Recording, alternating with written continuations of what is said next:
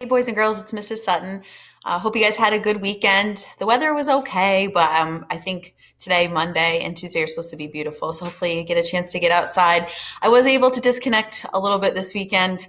I actually hid my Chromebook for a day because every time I walk by it in my kitchen or dining room, I feel like I need to get on it, check my email, or do something. So that's how I tried to disconnect a little bit from school. But truth be told, I'm actually recording this on Sunday, so I only made it one day. But anyway, happy Monday. I wanted to go over with you our final week of Art of Argument. So this will be our last week for Writers Workshop and for the year too. So let me just show you. This week, you're going to actually get a new Hyperdoc from me. It's just a continuation of what we've been doing. But this week, we're going to focus on what's called writerly moves. So, what I'll do on Classroom, I'll give you a breakdown of the slides and kind of how I would break them down over the course of the week. That way, maybe you don't feel too overwhelmed. You certainly can work at your own pace. Everything will be due on Thursday. So, if that gives you kind of an end game, but I will give you a breakdown of how I would kind of approach these slides, and that way you don't feel too overwhelmed. So at this point in your first Hyperdoc, which I combined parts 1 and 1B, you should have your flash draft number 2. And that should be just primarily your body paragraph or body paragraphs if you decided to do 2, which we talked a little bit last week. It all depends on how much evidence you have for your claim and then also how much you got into the counterclaim. So this week, and again, humor Mrs. Sutton one final time with Writers Workshop. The teaching point for this, it says, writers, try some of the writerly moves that other speechwriters have made to begin to improve their own powers of persuasion. You guys all know what persuasion is. It's when you want somebody to do what you say or do what you want. Some of you might be a little bit better at it than others. You also know your audience too, without naming names, please. You probably know somebody in your life. Maybe look at your parents.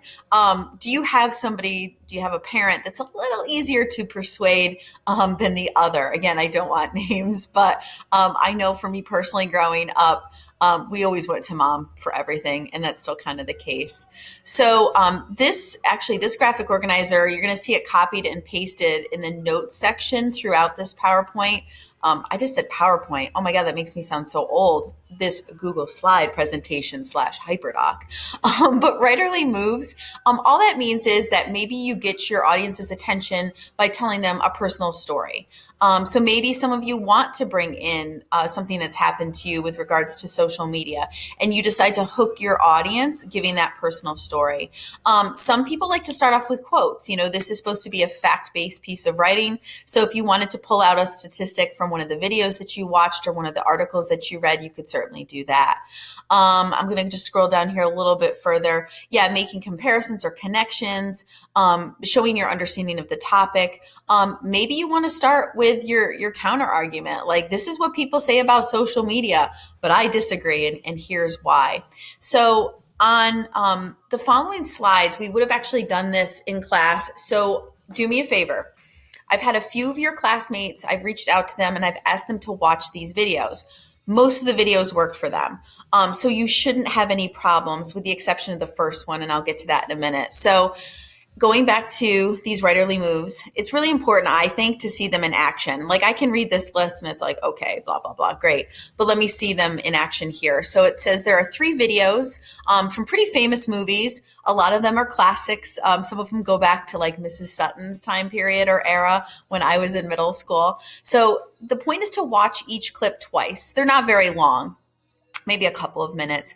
And then the second time you view them, see where you can find some of these writerly moves. So for example, the first clip, and this is the one clip that did give some of your classmates an issue. So try it. Hopefully it works because it's such a good, well, it's a great movie and it's just a great scene. But it's from this cult classic called Footloose. You want to read at the top. This will give you a little background on the movie. If you're like, I've never heard of that, Mrs. Sutton, you don't need to see the whole film to get it. But you're going to watch this one scene and you're going to look to see how this main character here uses some writerly moves. How is he trying to persuade his audience? If I can escape out here without it lagging too much. What I did at the bottom of this slide, there we go. I put all the writerly moves right here. So down here, where it says what were some of the writerly moves, you don't need to even click back to the prior slide. It's right there for you.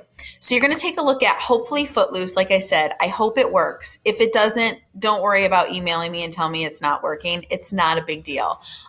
You could go out and try to find the clip on your own, or just look at these 2 other clips. It's totally fine.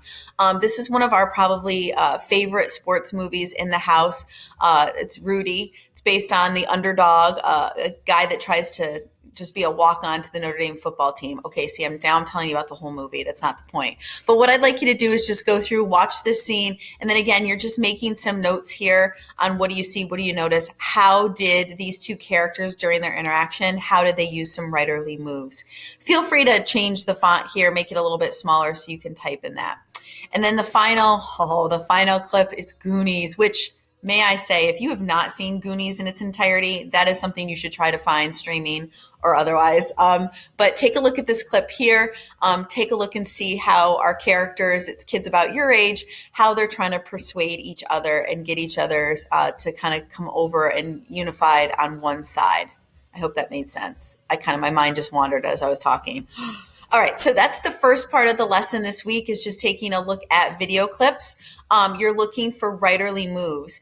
All I would ask you today on Monday is just start thinking, okay, so how could I take these writerly moves and start maybe creating an introduction? Remember, introductions, you don't want to say like, in this story I'm going to tell you about, or in this paragraph you will learn. No kidding. That's why I'm reading it.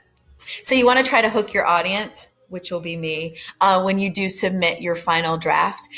If you wanted to start typing your intro or your conclusion today, you totally could. I'm not saying that you have to.